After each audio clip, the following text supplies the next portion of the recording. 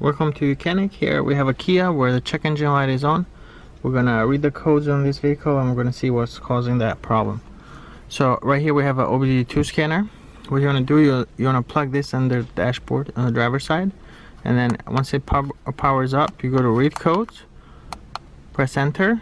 Since our check engine light is on, you'd go to stored codes. If the check engine light wasn't on yet, but there is an underlying issue, you'd go to pending codes. But in this case, the check engine light is staying on even when the engine is running.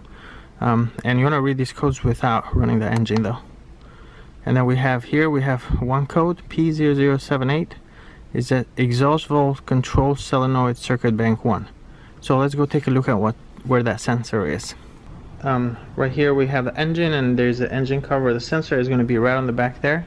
Let's take this engine cover off just so that we can see it a little bit better. The engine cover, you just lift it up.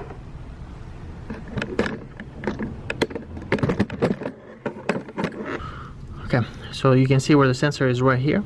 This sensor could be bad.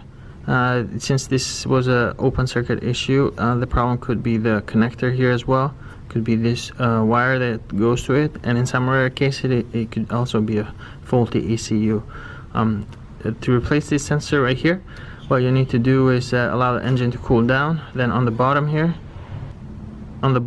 you have a 10mm bolt that needs to come loose, and then this sensor you pull it towards the back. Reinstall the new sensor and connect this. Make sure that it locks. You should hear that click when this connector locks, like so. And that's it. Very simple, straightforward. Thank you for watching.